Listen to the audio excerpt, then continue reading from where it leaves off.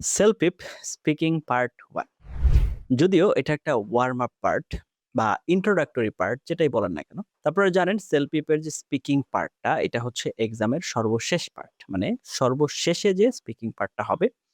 এইজন্য আপনি যেন মনোযোগটা ফিরে পান বা রিদমটা গেট ব্যাক করতে পারেন। এই ফার্স্ট যে পার্টটা আছে এখানে আপনাকে একটা ইন্ট্রোডাক্টরি কোয়েশ্চেন করা হবে আপনার রেগুলার লাইফ রিলেটেড বা আপনার জেনারেল লাইফ থেকে। তো আপনাকে 30 সেকেন্ডস টাইম দেওয়া হবে প্রিপেয়ার হওয়ার জন্য। তারপর হচ্ছে 60 সেকেন্ডস টাইম আপনাকে এটার এগেইনস্টে বলতে হবে। তো আপনি এখানে কি ধরনের প্রবলেম ফেস করতে পারেন? স্ট্র্যাটেজি কেমন হওয়া উচিত? তার স্ট্রাকচারিং কেমন হওয়া উচিত? স্যাম্পল আনসার কেমন হওয়া উচিত? কি ধরনের কোয়েশ্চেন আসতে পারে? সেগুলো আজকে একটু আলোচনা করার চেষ্টা করব। Welcome to our channel Banglish, where we're trying to make your basic self-pip learning journey easy. Learn self-pip with fun. That is our motto and following that. আপনি যদি 24/7 আমাদের সাথে কানেক্টেড থেকে self-pip প্রিপারেশন নিতে চান, please like our Facebook page and join our Facebook group. সেগুলোর link video ডেসক্রিপশনে দেওয়া আছে। আর আপনি যদি সেলফি প্রিপারেশন রিলেটেড যেকোনো ধরনের হেল্প, এক্সাম রেজিস্ট্রেশন করতে হবে, সেন্টারের দরকার, প্র্যাকটিস ম্যাটেরিয়ালস এর দরকার, মক টেস্ট দিয়ে নিজেকে যাচাই করতে চাচ্ছেন, you can contact with us. আমাদের সাথে কন্ট্যাক্টের ডিটেইলস আপনি ভিডিও কমেন্টে পিন করা অবস্থায় পেয়ে যাবেন। না, without wasting time, let's roll on to our computer screen.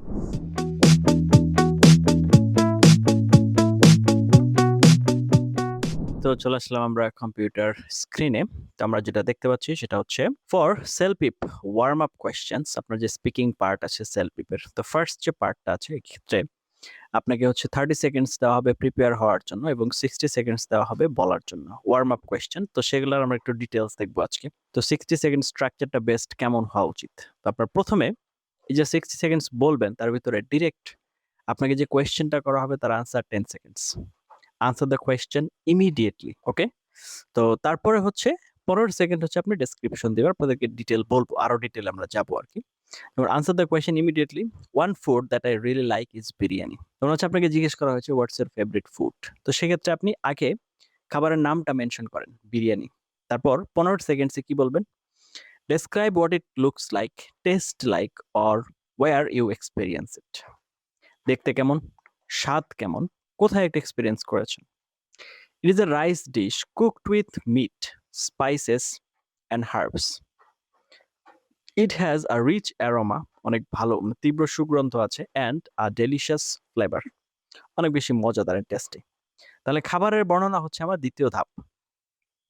তারপর তৃতীয় ধাপ হচ্ছে পার্সোনাল এক্সপেরিয়েন্স 20 সেকেন্ডস। মানে এই ব্যাপারে আমার সম্পূর্ণ নিজস্ব যে অভিজ্ঞতা আছে।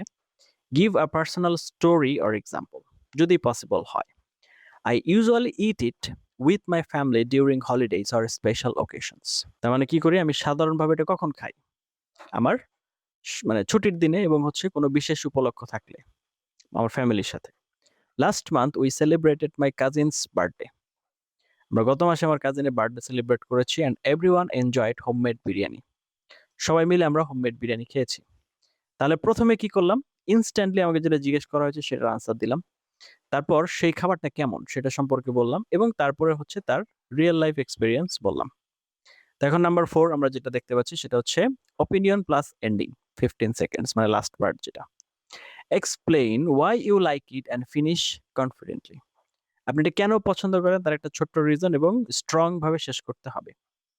বিসাইডস বিং টেস্টি, মানে স্বাদ হওয়ার পাশাপাশি it reminds me of happy family moments. এটা আমার পরিবারের যে ভালো মোমেন্ট এটার সাথেও এটা connected. That's why biryani is my favourite food. এই জন্য বিরিয়ানি হচ্ছে আমার পছন্দের খাবার। তাহলে ফর্মুলাটা কি দাঁড়ালো? আমরা যে স্ট্রাকচারটা এখানে প্রথমে ফলো করব। প্রথমে হচ্ছে ডেসক্রাইব, আপনাকে যা প্রশ্ন করা হয়েছে, তারপর পার্সোনাল এক্সপেরিয়েন্স, তারপর হচ্ছে reason, then conclusion. Think of it as, ঠিক আছে? তো আনসার কিভাবে হবে? প্রথমে ডেসক্রাইব, তারপর হচ্ছে পার্সোনাল এক্সপেরিয়েন্স, তারপর হচ্ছে রিজন এন্ড দেন কনক্লুশন। এই চারটা স্টেপ আমরা ফলো করব আনসারের ক্ষেত্রে। ওকে, তাহলে আমরা একটা স্যাম্পল কোয়েশ্চেনে চলে আসি। Number 1, talk about a food that you like. এটার কথা আমরা অলরেডি বলেছি। এই টোটালটাকে আমরা এক্সপ্লেইন করেছি। প্রথমে বিরিয়ানি পর্যন্ত। তার মানে প্রথমে আমি কি করলাম? আমার ডেসক্রিপশন দিলাম। তারপর হচ্ছে আমার এটার কেমন খাবার, দেখতে কেমন, টেস্ট কেমন সেটা বললাম। তারপরে হচ্ছে পার্সোনাল এক্সপেরিয়েন্স বললাম। অ্যান্ড দেন তারপরে হচ্ছে আমি কনক্লুশন শেষ করলাম এবং এটা হচ্ছে রিজন বললাম। এটা কেন আমার বেশি পছন্দ সেই রিজনটা বললাম। এইজন্য এটার পড়লাম না। এর পরেরটা আসেন। এখানে আমরা যে ইউজফুল ভোকাবুলারি গুলো ব্যবহার করেছি, ডেলিশিয়াস অনেক সুস্বাদু, ফ্লেভারফুল, এখানে অনেক ধরনের ভিন্ন ভিন্ন টেস্ট আছে বা স্বাদ আছে। অ্যারোমেটিক, অনেক সুগন্ধ আছে। হোমমেড, বাসায় বানানো হয়েছে। ট্রেডিশনাল, ঐতিহ্যবাহী। স্যাটিসফাইং মানে হচ্ছে তৃপ্তিদায়ক। মাউথ ওয়াটারিং, দেখলেই মুখে পানি চলে আসে, ব্যাপারটা এরকম আরকি, অনেক বেশি tasty. Okay, now talk about a car that you like. এটা আপনার পছন্দের গাড়ি সম্পর্কে বলুন। One car that I really like is the Toyota Corolla. Toyota Corolla এই ব্র্যান্ডের গাড়িটা বা এই সিরিজের গাড়িটা আমার খুব পছন্দ। I admire it because it has a simple yet attractive design. খুবই মানে সিম্পলের মধ্যে, সাধারণের ভিতরে কিন্তু আকর্ষণীয় design, and is known for being reliable. এটা অনেক মানে সময় ধরে ব্যবহার করা যায়, ভরসার যোগ্য আরকি। It offers a comfortable ride. এটা জার্নি সবসময় অনেক বেশি আরামদায়ক হবে।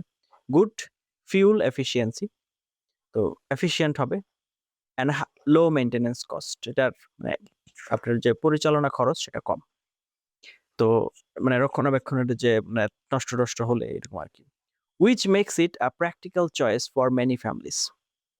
এটা একটা মানে ভালো সমাধান প্রত্যেকটা ফ্যামিলির জন্য হতে পারে। One of my relatives owns this car. আমার একজন মানে রিলেটিভের আত্মীয়ের গাড়ি আছে। And I have traveled it in several times. আমি অনেকবার এটাতে যাতায়াত করেছি। I also found the journey smooth and comfortable. আমিও দেখেছি যেটা জার্নিটা কিন্তু আরামদায়ক। Even on long trips, অনেক লম্বা ট্রিপেও। If I have the opportunity in the future, যদি ভবিষ্যতে আমি opportunity pi, I would love to buy. আমি কেনার চেষ্টা করব। One, because it is affordable, dependable and suitable for everyday use. আপনার হচ্ছে মানে সাধারণ ব্যবহারের জন্য বা দৈনিক ব্যবহারের জন্য এটা আমাদের জন্য হেল্পফুল। তাহলে এটার ভোকাবুলারি গুলো কি আসতেছে? Reliable, fuel efficient, affordable, comfortable, spacious মানে ভিতরে অনেক জায়গা আছে, প্র্যাকটিক্যাল মানে হচ্ছে আমাদের মানে সত্যিকার অর্থে আমরা রিয়েল লাইফে ব্যবহার করতে পারবো, ডিউরেবল অনেকদিন বেশি টিকবে। এই ওয়ার্ডগুলো আমরা এখান থেকে নিতে পারি বা শেখার প্রয়োজনীয়তা রয়েছে। Now number 3, talk about a movie that you like. একটা পছন্দের মুভির কথা আপনি বলুন। One movie that I really enjoy is Three Idiots. আমি থ্রি ইডিয়টস এই মুভিটা অনেক বেশি উপভোগ করেছি বা উপভোগ করি। It is an inspiration comedy drama. অনুপ্রেরণা দিতে পারে আমাদেরকে, দেয়। মোটামুটি ফান ওয়েতেই তৈরি করা হয়েছে। Friendship, education and following your dreams, এই থিমগুলোকে মাথায় রেখে। The story is both entertaining and meaningful. একদিক থেকে আমাদেরকে আনন্দও দিচ্ছে এবং আমাদেরকে চিন্তা করতে বাধ্য করছে। And the characters are memorable, অনেক বেশি স্মরণীয়। I watched it with my friends a few years ago. আমি আমার ফ্রেন্ডদের সাথে এটা দেখেছি। And we laughed a lot while also learning valuable life lessons. আমরা অনেক যেমন হেসেছি, পাশাপাশি হচ্ছে valuable life lessonও পেয়েছি। The movie encourages people to focus on learning instead of only chasing grades. এই মুভি আপনাকে উৎসাহিত করছে শেখার ক্ষেত্রে, শুধুমাত্র নাম্বারের পিছনে না ছুটে। And that message has stayed with me, এটা আমার সাথে রয়ে গেছে। I still recommend it to others because it is funny, emotional and motivational. আমি অন্যদেরকে এটা কি করি? সাজেস্ট করি। এটা থেকে শেখারও কিছু আছে, বোঝারও কিছু আছে। vocabulary inspiring, যেখান থেকে আমরা অনুপ্রেরণা পাই। entertaining, যেখান থেকে আমরা আনন্দ পাই। ইমোশনাল, যেটা হচ্ছে আমাদের আবেগ বিষয়টাকে প্রভাবিত করে। memorable, আমাদের মনে থেকে যায়। humorous, যেখানে আমরা হাস্যরস পাবো, হাসতে পারবো। মোটিভেশনাল, আমরা অনুপ্রেরণা পাবো। মিনিংফুল, এখানে একটা অর্থও আছে। Now question number 4, talk about a river that you like. আপনার পছন্দের একটা রিভার বা আপনি যে রিভার নিয়ে কথা বলতে চান একটা বলুন। One river that I really admire is Padma river. Padma river আমি হচ্ছে অ্যাডমায়ার করি। It is one of the largest and most important rivers in my country. One of the largest, অনেক বড় এবং গুরুত্বপূর্ণ। The river is famous for its beautiful scenery, fishing and transportation. এটা জনপ্রিয় কারণ কি? সিনারির জন্য, আশেপাশের যে দৃশ্য, মাছ ধরা এবং যোগাযোগ। I visited it with my family during a holiday. ছুটির সময় আমি আমার পরিবার সহ and I enjoyed watching the sunset over the water. আমি সানসেটও দেখেছি, মানে সূর্যাস্ত। The peaceful atmosphere and fresh air made the experience unforgettable.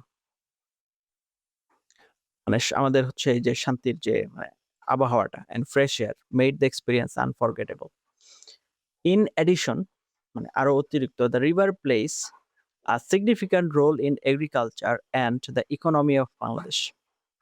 আমাদের কৃষি এবং অর্থনীতিতে অনেক গুরুত্বপূর্ণ ভূমিকা রয়েছে। That is why I have great respect for this beautiful river. Okay, vocabulary গুলো কি রয়েছে এখানে?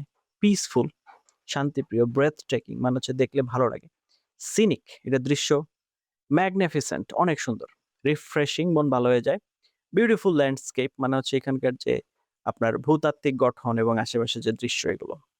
নাও last question for the day, talk about a book that you like. One book that I really like is Atomic Habits. আমাদের দৈনন্দিন যে habit এটাকে কিভাবে আমরা আরো স্ট্রং করতে পারি তার উপরে ভিত্তি করে এই বইটা লেখা হয়েছে।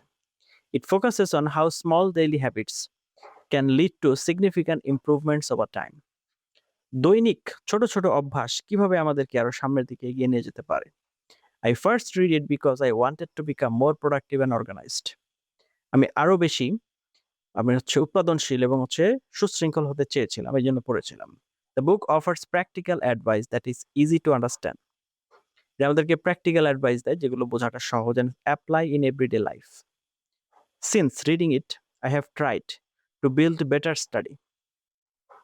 আমি চেষ্টা করেছি better study habits and manage my time more effectively. I believe this book can benefit students and professionals alike. সবার ক্ষেত্রে এটা হেল্পফুল হবে, which is why I often recommend it to others. আমি অন্যদেরকে রেকমেন্ড করে থাকি। তো ভোকাবুলারি কি আছে? ইনফরমেটিভ, আমরা যদি বই পড়ি তাহলে তো অনেক বেশি ইনফরমেশন পাবো, প্র্যাকটিক্যাল বাস্তব ব্যবহার করা যাবে, ইন্সপায়ারিং অনুপ্রেরণা পাবো, এডুকেশনাল শিক্ষণীয়, লাইফ চেঞ্জিং আমাদের জীবন পরিবর্তন হয়ে যেতে পারে। তারপর ওয়েল রিটেন ভালোভাবে লেখা হয়েছে, থট প্রভোকিং আমাদের চিন্তাকে প্রভাবিত করে। তো হাই স্কোরিং স্পিকিং এর যে টিপস গুলো আছে সেগুলো কি? Start answering immediately, don't waste the first 5 to 10 seconds, late না করে শুরু করতে হবে। Use transition words, first of all, in addition, besides that, for example, personally, finally. যেমন আপনি যখন মানে একটা টপিক থেকে আরেকটা টপিকে যাবেন বা একটা বিষয় থেকে আরেকটা বিষয়ে যাবেন তখন এই বিষয়গুলো কি করতে হবে? ফলো করতে হবে।